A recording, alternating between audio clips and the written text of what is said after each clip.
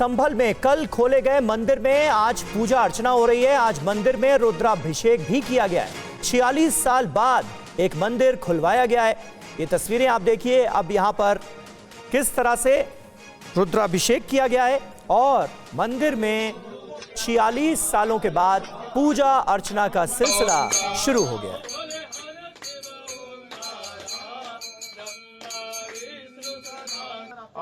हनुमान लगा की दुष्ट दल रघुनाथ कला की जाके बल दे गिरवर का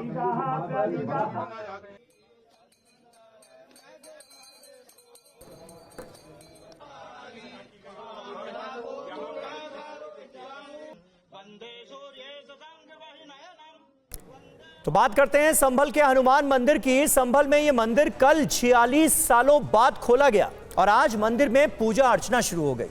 मंत्रोच्चार हुए, हनुमान चालीसा का पाठ किया गया। यह मंदिर संभल के मुस्लिम बहुल इलाके में 46 सालों से बंद पड़ा था, लेकिन कल पुलिस प्रशासन ने मंदिर के ताले खोल दिए। दरअसल संभल में बिजली चोरी को लेकर पुलिस और प्रशासन बड़े लेवल पर ऑपरेशन चला रहा है। एक ड्राइव चलाई जा रही क्योंकि यहां कई घरों और दुकानों में बिजली चोरी करने के आरोप लगे थे, ऐसी शिकायतें मिली थी। इस दौरान संभल के मुस्लिम बहुल खग्गू सराय इलाके में ऐसा मंदिर मिला जो साल 1978 से ही बंद पड़ा था। जब पुलिस ने इस मंदिर को खोला तो इसमें भगवान हनुमान की प्रतिमा के साथ साथ शिवलिंग और नंदी की प्रतिमा भी स्थापित पाई गई। अब देखिए यहां पर किस तरह से पूजा अर्चना शुरू हो चुकी है। रुद्राभिषेक के बाद 46 साल बाद ये हनुमान मंदिर खोला गया है। कई अहम बातें हैं। संभल के खग्गू सराय इलाके में ये मंदिर मिला है। मंदिर में हनुमान जी की प्रतिमा मिली है। मंदिर के अंदर शिवलिंग और नंदी भी मौजूद है। साल 1978 के दंगों के बाद से यह मंदिर बंद पड़ा हुआ था। मंदिर परिसर के पास बंद कुआं भी मिला है।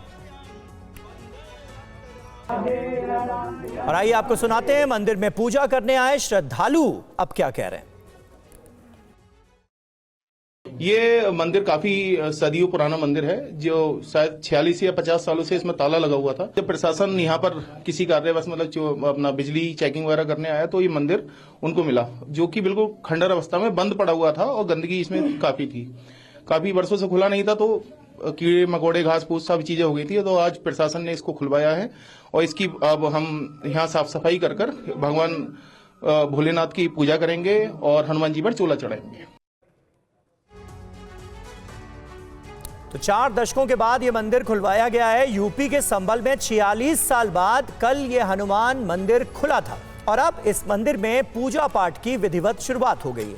सुबह सुबह हनुमान मंदिर में श्रद्धालुओं ने पूजा अर्चना किया। भगवान हनुमान की आरती की गई। मंदिर के पास एक कुआं मिलने का भी दावा किया गया है। वहीं मंदिर की सुरक्षा भी बढ़ा दी गई है। मंदिर के अंदर सीसीटीवी कैमरास इंस्टॉल कर दिए गए हैं। और कैसे मिला ये मंदिर, अब आपको इसकी भी जानकारी दे दें। दरअसल संभल में अतिक्रमण और बिजली चोरी के खिलाफ एक्शन लिया जा रहा है। नखासा और दीप सराय इलाके में प्रशासन ने छापा मारा। पुलिस ने अतिक्रमण हटाओ अभियान यहां पर चलाया हुआ है। अतिक्रमण अभियान के दौरान मंदिर का पता चला। इसके बाद मंदिर का ताला खोलने पर यहां हनुमान जी की मूर्ति मिली। मंदिर में शिवलिंग और नंदी की मूर्ति भी मौजूद थी। मंदिर आया था मैं देखने, फिर पूजा में शामिल हो गया। मंदिर में पूजा कराई है मैंने। अच्छा, कितना पुराना ये मंदिर है? इसका क्या? कम से कम 400 साल पुराना मंदिर है। हाँ। और हमने आज एक फिर और आया था बहुत साल पहले में, जब देखा था ये चारों तरफ धर्मशाला वगैरह बनी हुई थी। हाँ। अब तो ये सब कुछ मकान बन गए हैं। मंदिर तो बहुत दिनों में मुझे देखने को मिला है। कल मैंने देखा था टीवी और आज सब पे देखा था तो मैं देखने आया आज सुबह। तो सुबह पूजा में शामिल हुए हैं यहाँ पे? शामिल हो गया पूजा में। किसका मंदिर है, क्या पूजा हुई है आज? जी हनुमान जी का मंदिर है। हमने गणेश जी की आरती गाई है, फिर शिव जी की आरती करी है, फिर बजरंगबली की आरती करी है। 3 आरती हमने करी है और विधि विधान से करी है, खूब अच्छी है। और अब आपके जहन में भी ये सवाल जरूर उठ रहा होगा कि आखिर 46 सालों से 1978 से ये मंदिर बंद क्यों था। दावा है कि संभल में 1978 के दंगे हुए थे। दंगों के बाद यहां से हिंदुओं ने पलायन कर दिया। हिंसा के बाद पुजारी ने भी इस मंदिर को छोड़ दिया और मंदिर की देखरेख करने वाला कोई बचा नहीं। मंदिर के पास एक कुआं था जिसे भर दिया गया, पाट दिया गया। मंदिर के पास एक पीपल का पेड़ था जिसे काट दिया गया। अब इतने सालों के बाद, 46 सालों के बाद ये मंदिर कल खोला गया और आज से यहां पर विधिवत पूजा अर्चना की शुरुआत हो गई। और मंदिर के खोले जाने को लेकर एसडीएम क्या कह रही हैं, सुनते हैं। साफ सफाई करा दी गई है और विद्युत के लिए भी व्यवस्था कर दी गई है।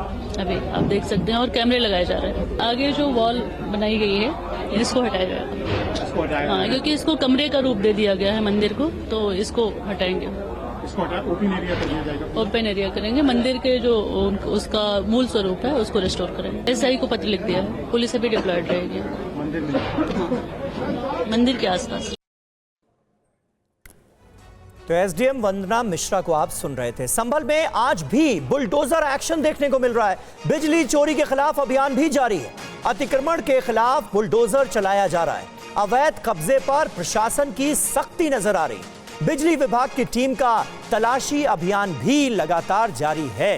तो संभल में 26 नवंबर को जो हिंसा हुई थी तब से लेकर अब तक लगातार संभल चर्चा में बना हुआ है, सुर्खियों में बना हुआ है। अवैध कब्जे पर प्रशासन सख्ती दिखाते हुए देखिए किस तरह से कार्रवाई कर रहा है। ये तस्वीरें सामने आई। जिन भी घरों के सामने अवैध निर्माण किए गए थे उनको तोड़ा जा रहा है और बिजली चोरी की शिकायतें जो इस इलाके से मिल रही थीं उसके खिलाफ भी की गई है कार्रवाई।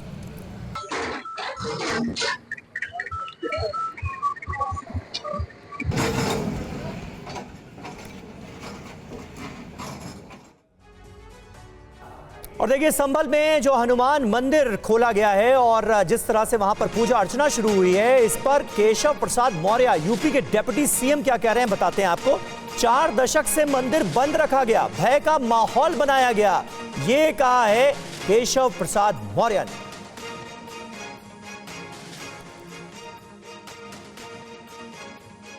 उत्तर प्रदेश के संभल में जो 4 दशक से अधिक समय तक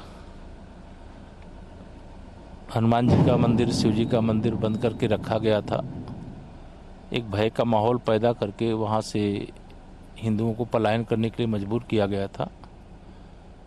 वह खुलने के बाद जहाँ लोगों में खुशी है और विश्वास है, वहीं दूसरी ओर ऐसा लगता है कि इस प्रकार से कहीं पर भी कोई घेर करके, बंद करके, भय दिखा करके उत्तर प्रदेश में मंदिर हो या कोई अन्य धार्मिक स्थल हो, सार्वजनिक स्थल हो, किसी को कब्जा करके, छिपा करके और लोगों को वहाँ जाने से रोक करके कुछ किया है, तो उसको पता करके, ये कोई विवाद का विषय नहीं है, लेकिन जहाँ भगवान है उनका भोग लगता है, जो सार्वजनिक स्थल है उसका सार्वजनिक रूप से उपयोग होता है।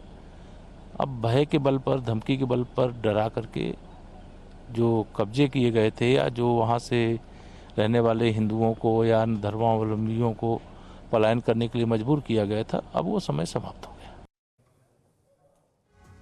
और अब वो खबर जिसने देश को झकझोर कर रख दिया, अतुल सुभाष सुसाइड केस, इसमें गिरफ्तारी हो गई। अतुल सुभाष सुसाइड केस में गिरफ्तारी शुरू हो चुकी है। अतुल सुभाष की पत्नी निकिता को गिरफ्तार कर लिया गया है। निकिता की मां को प्रयागराज से गिरफ्तार किया गया। निकिता का भाई भी अब पुलिस की गिरफ्त में है। प्रयागराज से इसकी भी गिरफ्तारी हुई। तीनों आरोपियों को 14 दिन की जुडिशियल कस्टडी में भेज दिया गया है, न्यायिक हिरासत में भेज दिया गया है। तो finally Atul Subhash suicide case में एक्शन होता हुआ हम देख रहे हैं। अतुल सुभाष की फरार पत्नी निकिता सिंघानिया पुलिस की पकड़ में आ चुकी है। पुलिस ने निकिता को गुरुग्राम से अरेस्ट कर लिया। वहीं अतुल के साले और सास को प्रयागराज से गिरफ्तार किया गया है। अब आरोपी नंबर 4 यानी निकिता सिंघानिया के चाचा सुशील केवल फरार हैं, उनकी तलाश जारी है। आरोपी निकिता की गिरफ्तारी के बाद मृतक सुभाष के पिता पवन सुभाष क्या कह रहे हैं, सुनते। बड़ा धन्यवाद है पुलिस वालों को, हमारी कानून व्यवस्था को हम धन्यवाद देते हैं जो कम से कम मेरी गुहार उन लोग सुन करके और इतना बड़ा हमको राहत दिए हैं। ये बहुत बड़ी राहत की बात है, कम से कम उन लोग गिरफ्तार तो है। अच्छा, आपने जो कमिटमेंट किया था कि जब तक न्याय नहीं मिलेगा अस्थि कलश का विसर्जन नहीं करेंगे, एकदम हम अस्थि कलश लेके आए, जबकि हिंदू में हमारे यहाँ ऐसा होता नहीं है। अच्छा, और हम पूजा पाठ करने वाले लोग हैं। हाँ। लेकिन तब भी हम लेके आए हैं न्याय नहीं मिलेगा तो अंतिम यही मेरे पास विकल्प है और दूसरा कोई विकल्प नहीं है। अतुल सुभाष ने अपने वीडियो में जो है उन्होंने कहा था कि हमें न्याय चाहिए और न्याय में आज जो है तीनों गिरफ्तार हुआ है। एक जज है, क्या कहिएगा उसको लेकर? जज तो करप्ट थी तभी तो वो ऐसा किया है। जज तो उससे पैसा मांगती थी, वो घूस देने वाला आदमी था नहीं। वो तो कहीं भी जाता था तो घूस वाली बात नहीं, आप पेनल्टी कर दो ठीक है, मैं सरकार को पैसा दूंगा। वो इनकम टैक्स का पैसा देता था, बिजनेसमैन का इनकम टैक्स का पैसा छुप सकता है लेकिन उसका। और हमारे सहयोगी विपिन चौबे इस वक्त हमारे साथ मौजूद हैं। विपिन, इस मामले ने पूरे देश को झकझोर कर रख दिया। अब इस मामले में पुलिस एक्शन में नजर आ रही है। निकिता और उसके परिवार वालों के खिलाफ कार्रवाई हुई है, जुडिशियल कस्टडी में उन्हें भेजा गया है। लेकिन जो पिता हैं वो साफ तौर पर कह रहे हैं कि इस मामले में जुडिशरी का जो रोल रहा उस पर वो सवाल उठा रहे हैं। जज साहिबा ने जिस तरह से फैसला दिया उसको लेकर सवाल उठाए जा रहे हैं। ओवरऑल इस पूरे मामले के मद्देनजर क्या एक्शन होता हुआ नजर आ रहा है, ताकि अतुल सुभाष ने जिन मुद्दों का जिक्र किया अपने वीडियो में, अपने सुसाइड लेटर में, उनकी तरफ ध्यान न सिर्फ जाए बल्कि एक्शन भी हो? बिल्कुल समीर, आप इस बात को जानते हैं कि 9 दिसंबर को बेंगलुरु में अतुल सुभाष नाम के शख्स ने आत्महत्या की। न सिर्फ आत्महत्या की बल्कि 1 घंटे 20 मिनट का एक वीडियो बनाया और 40 पेज का सुसाइड नोट अपने पीछे छोड़ा। और उसके पीछे मकसद ये था कि सिस्टम कैसे काम करता है अगेंस्ट में और लोग कैसे लॉ का बेजा इस्तेमाल करते हैं, उससे पर्दा उठाना था। अतुल सुभाष चले गए लेकिन वो वीडियो और वो 40 पेज का जो सुसाइड नोट है वो चीख चीख कर बता रहा था कि कैसे सिस्टम के आगे एक शख्स हार जाता है। लेकिन उसके बाद मुकदमा दर्ज हुआ। हालांकि इस पूरे मामले में 6 लोगों के नाम का जिक्र उन्होंने सुसाइड नोट और वीडियो में किया था, जिनमें वो उस कोर्ट की जज भी थी और उनका पेशकार भी था। लेकिन उन पर मुकदमा दर्ज नहीं हुआ। 4 लोगों पर मुकदमा दर्ज हुआ है, जिसमें से बीती रात 3 लोगों को गिरफ्तार कर लिया गया है, जिसमें अतुल सुभाष की पत्नी निकिता, उनकी सास निशा और उनका जो साला था अनुराग, उन सभी को गिरफ्तार करके न्यायिक हिरासत में भेजा गया है। इसके बाद परिवार ने राहत की सांस लिया और परिवार एक लंबे समय से यह मांग कर रहा था कि इस पूरे मामले में जिन लोगों ने उनके बेटे को सताया है, जिन लोगों ने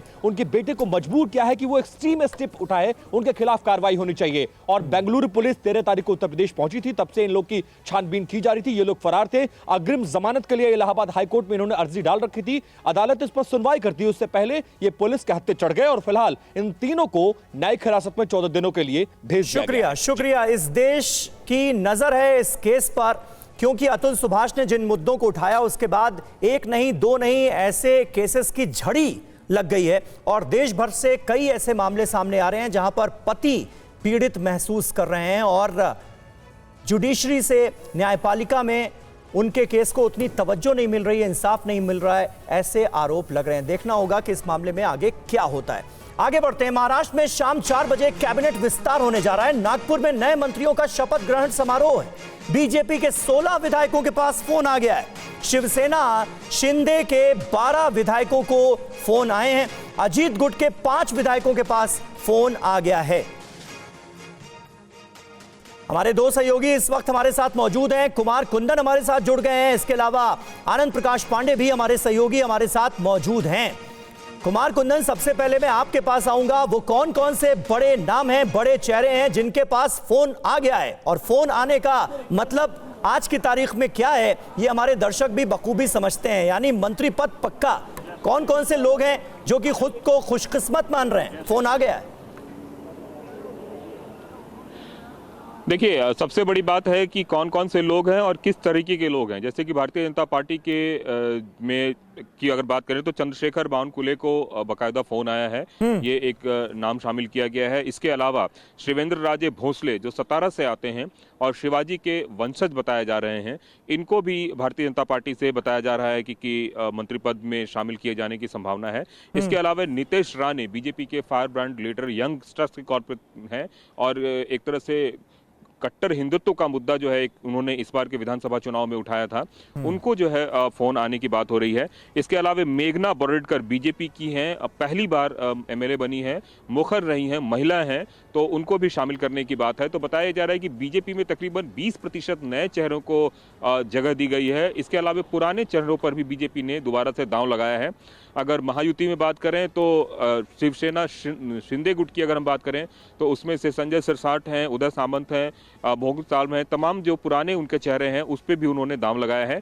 एक मुस्लिम चेहरा जो अजित पवार गुट से है उसमें भी जगह दी। हालांकि अनिल मुश्रीफ पहले भी इस कैबिनेट में शामिल थे, तो इस बार भी उनको जगह दी गई है। तो कुल मिला के अगर देखें, अगर पूरे कैबिनेट के स्वरूप को जिसकी बात हो रही है उसमें मराठा और तमाम दलित और सारे वर्गों को प्रतिनिधित्व देते हुए एक ऐसे कैबिनेट की जगह बनाई गई है। बिल्कुल बिल्कुल कुमार, महाराष्ट्र को प्रतिनिधित्व मिल कुमार, ये महत्वपूर्ण जानकारी आप दे रहे हैं, आप महत्वपूर्ण जानकारी दे रहे हैं। आनंद प्रकाश पांडे भी हमारे साथ मौजूद हैं, वक्त थोड़ा सा कम है। आनंद, ये बताइए कि मंत्रालयों को लेकर कोई जानकारी आप दे सकते हैं हमारे दर्शकों को, किसको कौन सा मंत्रालय मिलने जा रहा है और सबकी नजरें इस बात पर भी कि गृह मंत्रालय किसके पास जाएगा?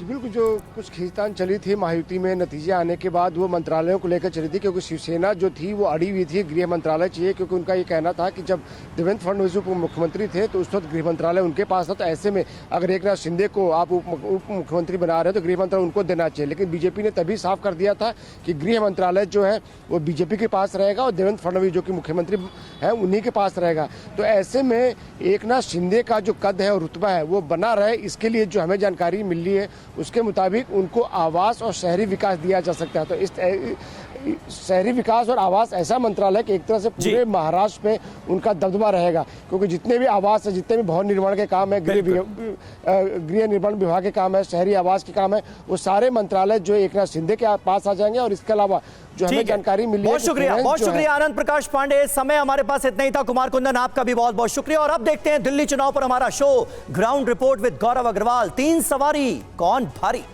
नमस्कार, मेरा नाम है गौरव अग्रवाल और अपनी इस ग्राउंड रिपोर्ट में मैं पूछने आया हूं आपसे एक बेहद गंभीर सवाल।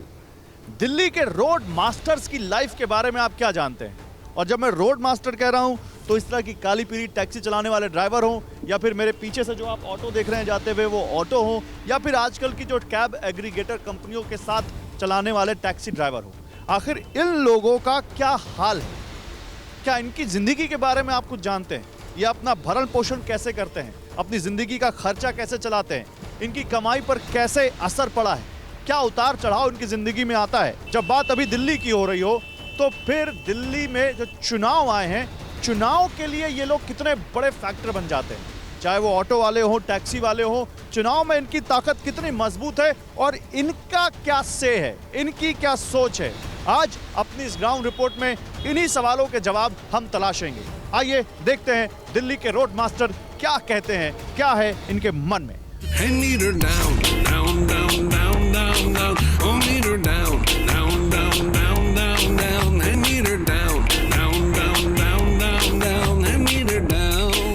दिल्ली में काली पीली टैक्सियां पहले एम्बेसडर चलती थी, फिर बाद में अब ये इको वैन आ गई। उसमें भी जैसा कि हम लोगों से बात कर रहे हैं तो थोड़ा है दिक्कत यहाँ पे काली पीली टैक्सी के ड्राइवर्स को। महेश जी हैं हमारे साथ जो काली पीली टैक्सी ऐसी दिल्ली में चलाते हैं। महेश जी कैसे हैं आप? बढ़िया जी, अच्छा है। बढ़िया है, मस्त एकदम। हाँ जी, ठीक है जी। धूप भी बड़ी अच्छी लग रही है आज तो। हाँ जी, मौसम अच्छा हो रहा है। मौसम क्लियर है सर। मौसम क्लियर है। लेकिन काली पीली टैक्सी का भविष्य क्लियर है कि नहीं? नहीं जी, भविष्य क्लियर नहीं है। आधे कोई आदमी इस गाड़ी को लाइक नहीं कर रहा, सब ओला उबर इनके चक्करों में जा रहे हैं। ठीक है जी, हमारा काम तो बहुत ख़राब हो गया है। हमारा रोजी रोटी बहुत मुश्किल से चलती है, भगवान भरोसे पे चल रहे हैं। भगवान तो आपके सामने हैं, साक्षात भगवान राम आपकी गाड़ी में दिख रहे हैं मुझे। हाँ बस इनके जरिए ही खाना खा रहे हैं हम लोग, बस इनके जरिए जी रहे हैं, नहीं तो कोई लोग हमारे बारे में नहीं सोच रहे। घर में कौन कौन है? घर में सारी फैमिली है, मेरी वाइफ है, 2 बच्चे, 2 लड़के हैं, समझे जी, 2 लड़कियाँ हैं। क्या करते हैं वो लोग? बच्चों की तीनों की शादी कर दी मैंने। एक बच्चा कुंवारा है मेरा बेटा। वो क्या करता है? एक बेटा गाड़ी चलाता है यही। तो वो किस में चलाता है गाड़ी? वो भी यही चलाता है। आपने जब कमाई नहीं हो रही तो उस बच्चे को उस गाड़ी में क्यों लगा दिया फिर? सर कहीं नौकरी मिल नहीं रही, पढ़ा लिखा लड़का मेरा BCom पास है, समझे जी। दिल्ली में रहता है? हाँ दिल्ली में रहते हैं हम लोग। आपके बच्चे को नौकरी नहीं मिल रही, BCom पास है? हाँ जी, BCom पास है लड़का, BCom पास है। लेकिन ये तो दिल्ली में तो बड़े बड़े वादे करते हैं लोग, पार्टियां तो बड़े बड़े वादे करते हैं। सभी करते हैं, निभाता कौन है, समझे जी। बस जो निभाता वो जेल जाता है। बड़ी बात कह रहे हो। देखो जी, मैं सही बात कर रहा हूँ, जो वादा निभाता है वो जेल जाता है। हाँ वो जेल जाता है। क्यों? वो किसी न किसी सरकार है, ये किसको किस इल्जाम में अंदर कर दे। क्या पता मैं आज आपके साथ इंटरव्यू दे रहा हूँ, कल को मेरे को भी अंदर कर दे कोई। अरे ऐसे कैसे आपको के अंदर कर देगा? आप कौन सी चोरी कर रहे हो? चोरी नहीं कर रहे, काम तो ईमानदारी से कर रहे हैं। गाड़ी चला रहे हैं काली पीली, अपनी गाड़ी चला रहे हैं। इस पर भी सरकार ने ऑनलाइन वगैरह वो बुकिंग कर दी। हमारी गाड़ी में क्यों नहीं ऑनलाइन बुकिंग होती? अभी तो दिल्ली में इलेक्शन भी आ गया है महेश जी। हाँ जी, इलेक्शन आ गया सर। आपके बेटे को नौकरी नहीं मिल रही, आपका कुछ भला हो नहीं रहा। मेरा तो राशन कार्ड भी कैंसिल हो गया सर, सही सही बोलने पे। हाँ जी, हमारा तो राशन कार्ड भी कैंसिल हो गया। मैं दिल्ली का नागरिक हूँ कई पीढ़ियों से, कई पीढ़ियों से। राशन कार्ड क्यों कैंसिल हो गया आपका? मैंने सैलरी सही लिख दी, जो मेरे को मिलती 10,000 रुपये लिख दी थी मैंने, तो उन्होंने राशन कार्ड कैंसिल कर दिया। तुम्हारी सैलरी ज़्यादा है। तो यही तो दिल्ली के मेन वादे हैं, राशन कार्ड, पानी, बिजली, ऑटो टैक्सी वालों का बीमा, ऑटो वालों का, या फिर ये सब, यही सब तो अब हो रहा है इस समय। मौसम में तो यही चल रहा है। हाँ जी, मौसम में चला सर, हमारे को तो अभी कोई सुविधा नहीं मिली इस चक्कर में। तो अब की बार क्या लग रहा है दिल्ली में? टिकट विकट बटने लग गए हैं, टिकट कट भी बहुत रहे हैं। हाँ जी, देखो जब केजरीवाल जी आएंगे तो वही कुछ सोचेंगे हमारे बारे में। हाँ जी। अच्छा। हाँ। मोदी जी? नहीं, मोदी जी तो वैसे देश के लिए बहुत अच्छे हैं।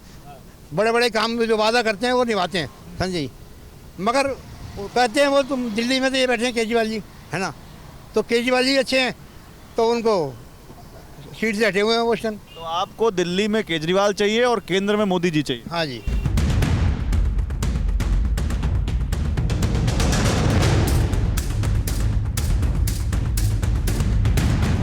चाचा क्या नाम है आपका? देवनाथ।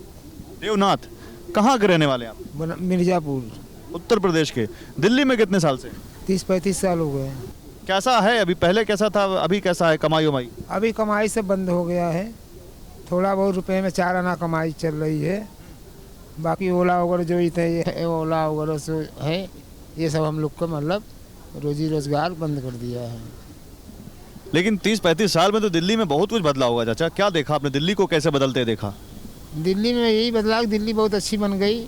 फ्लाई ओवर वगैरह ऐसे वैसे सड़क वगैरह बहुत अच्छा बन गया, पहले से अच्छा हो गई। ये इसका क्रेडिट आप किसको देते हैं? शीला दीक्षित जी की सरकार रही, बीजेपी की भी सरकार कुछ दिन रही, अभी आम आदमी पार्टी की सरकार 10 साल से है, तो 35 साल में तो आपने सबकी सरकार देख ली। शीला दीक्षित को जब तक वो जिंदी थी, उसके बाद फिर मोदी को देता हूँ। और केजरीवाल को? केजरीवाल मेरे लिए सही नहीं है। दिल्ली में केजरीवाल हार जाएंगे, मोदी जीतेंगे। और क्या? केजरीवाल हार जाएंगे, मोदी जीतेंगे? छोटी सड़कें हैं, सही नहीं करा रहे हैं वो। इतना पोल्यूशन फैल गया, नाक में दम, कान में दम, साला यहाँ से खांसी खास के वो हो गए हम लोग।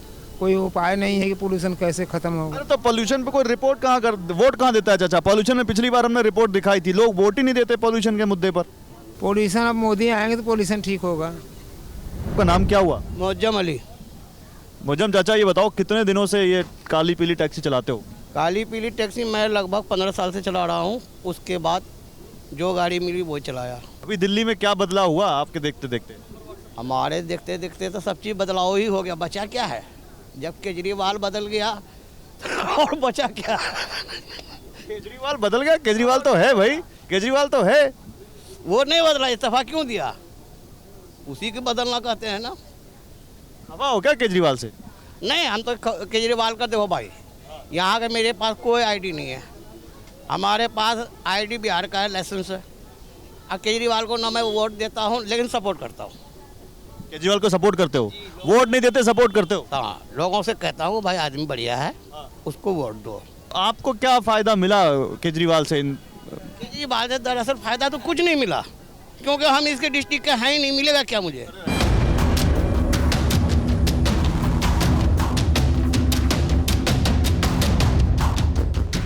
चाचा क्या नाम है आपका? मेरा नाम हीरा सिंह है। कहाँ के रहने वाले हो? मैं मथुरा साइड से रहूँ। यहाँ कितने सालों से हो आप? 25 साल हो गए आपको? हाँ जी। दिल्ली में? हाँ जी। मैं ये जानना चाहता हूँ, 25 साल से आप ऑटो चला रहे हैं, तो ऑटो 25 साल से अभी तक पहले ज़्यादा अच्छा था, बीच में ज़्यादा अच्छा हुआ, या अभी ज़्यादा अच्छा है? देखो जी, शुरू से ही मिली भगत है ये तो, थोड़ा थोड़ा कभी ज़्यादा कभी कम, ये तो चलता रहा है। अगर एक आइडिया के लिए जाने तो एक ऑटो वाला दिल्ली में कितना कमा लेता होगा महीने में? जी, महीने में यही 15-16 हज़ार रुपये कमा पाता है, ज़्यादा नहीं कमा पाता। क्या बात कर रहे हो? मात्र? क्योंकि उसमें गाड़ियों में भी पैसा लग जाता है, कुछ चालान वालान में चला जाता है, वही 15 के 16 के करीबन इतने कमा पाता है। अगर कोई झूठ बोलना चाहता है तो उसकी बात अलग है। तो इसमें तो घर परिवार कैसे चलेगा इतने पैसे में? 15,000 में कुछ हमारा बालक कमाता है, कुछ हम कमाते हैं, इसलिए चल रहा है। सरकार से कुछ नहीं मिलता? सरकार से कुछ नहीं मिलता। क्यों? दिल्ली में तो बिजली का बिल हाफ आता है, पानी का बिल आता नहीं है, सरकारी स्कूलों में अच्छी शिक्षा मिल रही है। आप कहाँ आता है सर? वो यूनिट के हिसाब से वो थोड़ा बहुत इधर उधर हो जाता है, नहीं बिल तो उतना ही देना पड़ रहा है। बिल में कहाँ कमी है? बिल थोड़ा बहुत। अच्छा, अभी आप कह रहे थे कि 10 लाख का बीमा मिलना चाहिए, तो अभी केजरीवाल ने कहा है कि ऑटो वालों को 10 लाख का बीमा देंगे। वो कह रहे हैं कि लड़की की शादी हुई तो 1 लाख रुपए मदद देंगे, वर्दी के लिए भी पैसे देंगे। देखो जी, अभी तक तो उन्होंने कुछ दिया नहीं है। 8-10 साल तो उन्होंने होगी, और उसके बाद में ना कम से कम इतना तो होना ही चाहिए। अगर बाई चांस किसी ऑटो वाले का एक्सीडेंट हो जाता है, उसका परिवार बेघर हो जाता है, उसको कम से कम ज़्यादा नहीं तो मरे से मरे कम से कम 10 लाख रुपए तो मिलना चाहिए उसको, उसके बच्चों के लिए। वो कह रहे हैं कि हम देंगे, आपकी जीतेंगे तो देंगे। अब देंगे तो देखो जी, अच्छी बात है ये तो। अब केजरीवाल दें या बीजेपी दे या कोई और सरकार दे, मतलब जो भी सरकार है अच्छा करे। और 3 व्हीलर वालों का जब भी भला करना चाहिए, कम से कम 5,000 रुपये हर महीना तनख्वाह होनी चाहिए।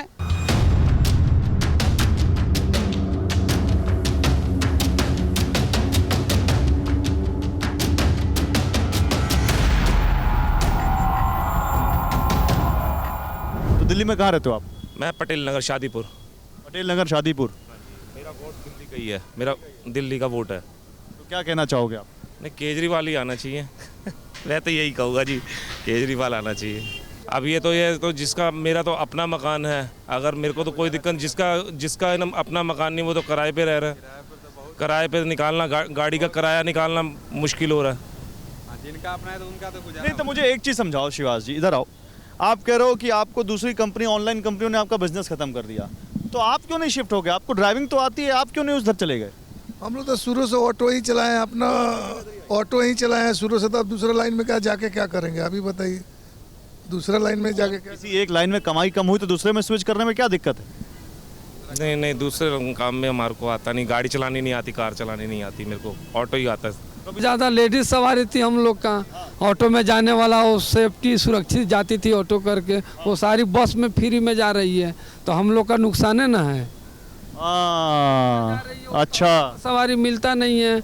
और बाकी जो सवारी सिंगल सवारी बचता है तो ऑटो नहीं करता है, वो बाइक करेगा, वो बाइक पर चले जाता है, 60-70 रुपये में पहुंच जाता है। वो बोलता है कि मैं 70 रुपये में चले जाऊंगा, तुम्हारे को 100 रुपये 150 रुपये कहाँ से दूंगा? ये प्रॉब्लम है हम लोग का। जो सिंगल सवारी था और जो बाकी जो 50-60 वाला सवारी था, वो बैटरी रिक्शा वाला 20 रुपये में ढो रहा है वो। अब यहाँ से हम लोग का 100 रुपये 50 रुपये सवारी लाल किला का देती थी, वो 20 रुपये में 10। नई दिल्ली से लाल किला? हाँ, 10 रुपये में जा रही है। 10 रुपये में जा रहा है? 10 रुपये सवारी लेकर जाता है लोग बुक करके। हम लोग उत्तम नगर से सवारी एगो नई दिल्ली का मैंने मांगा उससे 250 रुपया यहाँ उत्तम नगर आने के लिए। बैटरी रिक्शा वाला वहाँ से 200 में बैठा कर नई दिल्ली ले आया। अब बताइए, वो बैटरी रिक्शा वाला हाईवे पे, रिंग रोड पे, सब पे चल रहा है, तो हम लोग का सवारी। तो भाई साहब, मैं ये पूछ रहा हूँ, बैटरी रिक्शे वाले को अगर आप बंद करा दोगे तो वो अपना पेट कैसे पालेगा? देखिए, बंद नहीं कराना, उसको उसका रूट दीजिए, उसको टाउन में चलवाइए, अंदर चलवाइए, हाईवे मेन रोड का सबका सवारी उठाकर चलेगा, जहाँ से मर्जी तहाँ जाएगा। अब बताइए, निजामुद्दीन स्टेशन से सवारी 200 में ले गया वो पुरानी दिल्ली से, बताइए वो रिंग रोड से ले गया होगा, तो वो पूरा रिंग रोड आउटर में वो चलेगा, तो हम लोग कहाँ जाएंगे? हम लोग कहाँ दौड़ाएंगे? तो ये सब बात आप लोग कहते नहीं हो जब चुनाव में आप लोगों से वोट मांगने? इससे कहें, कोई सुनता है हम लोग का? कोई नहीं सुनता है हम लोग का बात। आप कह रहे हो सुनता नहीं, आपके यहाँ तो लोग खाना खाने जा रहे हैं। वो अपने जैसे आपको गरज हुआ, हमारा टाइम है, हमको वोट लेना है, तो हम आ गए, आपसे ये करेंगे वो करेंगे, उसके बाद कौन देखता है, कौन पूछता है? वो भी केजरीवाल जी ऑटो वाला का सभा लगाए थे, ऑटो का महासभा बुढ़ाड़ी में लगाए थे वहाँ संत नगर में। आज तक कभी अब लगाए हैं? 10 साल हो गया उनको जीते हुए, 10 साल से ऊपर राज। अरे वो तो गारंटी पे गारंटी दे रहे हैं भाई। क्या चीज़ का गारंटी दे रहे हैं? आके सामने आकर बोले ना, ऑटो वाला का 10-20 सामने आकर बोले ना कि हम आपको गारंटी कह रहे हैं, बीमा देंगे। उसको हम क्या करते हैं? लड़की की शादी में मदद देंगे? क्या देंगे? कुछ नहीं देंगे, सब कहावा। वर्दी के लिए पैसा देंगे? कुछ नहीं है, वो कहने से हो जाता है, करने से होता है।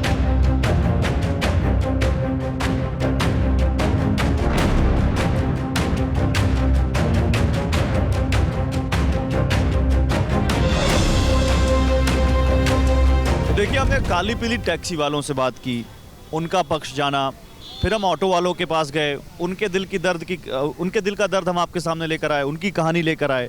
अब वो कह देते हैं कि भाई हमारी कमाई कम हुई क्योंकि ये कैब आ गई हैं, ऑनलाइन कंपनियां आ गई हैं, कैब एग्रीगेटर कंपनियां आ गई हैं। फिर वो कहते हैं कि जी हाँ, फिर उनके अपनी चुनाव पे भी उनकी अपनी राय है। तो जब किसी पर वो बात आरोप लगा रहे हैं या किसी पर कुछ कह रहे हैं तो उनका भी पक्ष जानते हैं। हमारे साथ एक ऐसी ऑनलाइन कंपनी में, कैब एग्रीगेटर कंपनी में कैब चलाने वाले हैं शख्स, उनसे बात करते हैं। सर, क्या नाम है आपका? मोहम्मद हबीब। मोहम्मद हबीब, कहाँ के रहने वाले हैं आप? मैं दिल्ली गई हूँ। दिल्ली में कहाँ से? पश्चिम बिहार से आगे निहाल विहार। अच्छा, पश्चिम बिहार के पास रहते हैं। तो मुझे ये बताइए, ये जो आप कैब चला रहे हैं, कब से चला रहे हैं? मैं ये 2019 से चला रहा हूँ। 2019 से चला रहे हैं। तो आप 5 सालों में क्या बदलाव देखते हैं इस कैब के, इस अपने बिजनेस में, कारोबार में? जब मैं इस कैब लाइन में आया था तो अच्छा फेयर मिलता था पहले, कम फ्यूल में ज़्यादा, क्योंकि सीएनजी के रेट भी कम थे। अब सीएनजी के रेट बढ़ गए हैं, बहुत फ़र्क आ गया है, मतलब एफर्ट ज़्यादा लगाना पड़ रहा है। घर में कौन कौन है? मेरी वाइफ है, मेरी 3 बेटियाँ हैं। 3 बेटियाँ हैं, पढ़ रही होंगी? पढ़ रही हैं तीनों। हाँ, तीनों पढ़ रही हैं। तो उनके भविष्य के लिए क्या सोचते हो? मैं पढ़ाई की उसके लिए तो ये सोचता हूँ कि जल्दी से ज़्यादा कमा सकूँ। उनके लिए पढ़ाई में पहले क्या नाम है, उनको जो भी है, जैसे कुछ भी मैं उसको करा सकूँ। उनको जो परेशानी मैं फेस कर रहा हूँ वो ना करें अपनी लाइफ में। जाहिर सी बात है, कोई भी बाप नहीं चाहेगा कि उसके बच्चे वही परेशानी फेस करें। लेकिन आपको लगता है कि दिल्ली में उनको अच्छी पढ़ाई लिखाई की सुविधा मिल पा रही है, वो पढ़ पा रहे हैं अच्छे? क्या बनाना चाहते हो तीनों को? क्या चाहते हो, क्या इच्छा है एक बाप की कि बड़ी हो के बेटियाँ क्या बने? मतलब शादी तो नहीं करोगे ना, कुछ पढ़ाई लिखाई करा रहे हो तो कुछ कराओगे ना उनको? मेरा फर्स्ट रेफरेंस पहले बच्चों को पढ़ाना, उनको इस्टेब्लिश करना है मुझे। वो शादी तो बात की बात है। वो कुछ भी बनना चाहे अपनी मर्जी से है, दबाव नहीं है, प्रेशर नहीं है कि तू ये कर, तू या वो कर। जो भी करना चाहे अपने, चाहे वो 10,000 की नौकरी करें, चाहे 15 की करें, 20 की करें, 50 की करें, वो अपने हिसाब से चले पढ़ाई के मामले। अच्छा, ऑटो और टैक्सी वालों की हम जब बात कर रहे हैं हबीब भाई, और आप कैब वालों की बात कर रहे हैं, तो जब ऑटो वालों से बात करो तो वो कहते हैं भाई दिल्ली में तो पहले बहुत कमाई थी, अच्छा पैसा कमाते थे, लेकिन जब से ये कैब वाली कंपनियां आ गई ना, तब से हमारी कमाई कम हो गई है, बड़े सस्ते में ले जाते हैं और हमारा धंधा चौपट हो गया। आपका क्या कहना है इस पर? पहले उनकी मनमानी थी, चाहे ऑटो वाले हो चाहे काली पीली टैक्सी वाले हो, उनकी मनमानी हो गई ख़त्म। ऑटो पे जाते थे पहले, आप स्टैंड पे जाते थे सीधे, वहाँ पूछते भैया वहाँ चलोगे क्या? नहीं जाऊँगा। जाना है तो इतने पैसे लूँगा, मतलब जो भी बनता है उसे एक्स्ट्रा ही मांगते थे। पहले पैसे ज़्यादा लेते थे, तो वो पहले ज़्यादा पैसे लेते थे। हाँ, कुछ बताओ कैसे? मतलब वही मैंने बताया ना, महिपालपुर से वहाँ तक 1000 रुपये ले लिए या 800 रुपये ले लिए, कुछ भी लेते थे। और अब भी जो अंदर टैक्सी लगी हुई है, काली पीली टैक्सी, उनका रेट में हमारे रेट में बहुत फ़र्क है।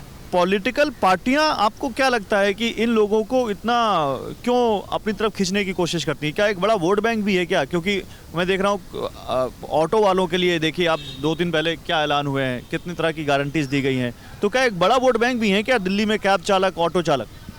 हाँ, ये ऑटो चालक वाले ज़्यादा उनका बैंक है, इसीलिए क्या नाम है, उनको लुभावने ऑफर दे रहे हैं वो। आप फंसते हो किसी के लुभावने ऑफर में? जी मैं तो नहीं फंसता जी, मैं तो अपनी कैब चला रहा हूँ आराम से, बिंदास। नहीं, आप वोट देते हो? हाँ, देता हूँ। तो अभी लोकसभा चुनाव में दिया था? हाँ, दिया था। तो आपने क्या जज करके वोट दिया था? किसको क्यों वोट देना चाहिए? जज करके इसलिए दिया था ताकि जो भी फैसिलिटी हो आम पब्लिक के लिए वो अच्छी मिले, परेशान ना हो। जो भी बेसिक जो है, जैसा कि जो भी डॉक्टर क्या नाम है, हॉस्पिटल की, स्कूल की और मेडिकल लाइन जो कुछ भी है, ये अच्छे से प्रोफर क्या नाम है हमें दे। लेकिन ये पॉलिटिशियन ऐसे हैं कि वे नहीं दे पाते, नहीं करते। ये इस बार दिल्ली पे वोट किस मुद्दे पर पड़ना चाहिए? मुद्दा क्या होना चाहिए आपके साथ? सबसे बड़ा तो मुद्दा तो इस टाइम जो छाया हुआ ना, इस टाइम हिंदू मुसलमान का छाया हुआ है जी, वो नहीं होना चाहिए। दिल्ली में कहाँ है हिंदू मुसलमान? आसपास है लेकिन दिल्ली में तो नहीं है जी। दिल्ली में तो कोई मुद्दा ऐसा हिंदू मुसलमान का नहीं है। कौन सा? दिल्ली में कोई मुसलमान रेंट पर रूम लेने जाएगा, उसको मना कर देंगे कि भाई तो मुसलमान है, इसको नहीं देना। तो मुद्दा तो है ही। फिर क्या है? फिर ये मैंने खुद अपने ऊपर मैंने देखा है ना। क्या देखा आपने? मैं रूम रेंट के लिए गया था, तो उन्होंने कहा ना भाई मुसलमान को नहीं देना। और कभी कभी कोई राइडर मेरी गाड़ी में इसलिए नहीं बैठता कि ये मुसलमान है। क्या बात कर रहे हैं? ये कब हुआ? इतने साल से भाई साहब गाड़ी चला रहे हैं, हम समझ जाते हैं। तो आपने इन सब की बातें सुन ली, समझ भी ली होंगी अपने हिसाब से। अब मैं इनकी बातों को फिर से क्या समझाऊं? मैं तो बस 4 लाइनें कहना चाहता हूं। तूने जो देखा वो तेरा सच था, मैंने जो माना वो मेरा सच था। क्यों तकरार करें इस फर्क के लिए? याद रखना, हर ख्याल के पीछे एक मकसद था। कैमरा सहयोगी निरंजन, हरीश और मनीष के साथ गौरव अग्रवाल, TV9 भारतवर्ष।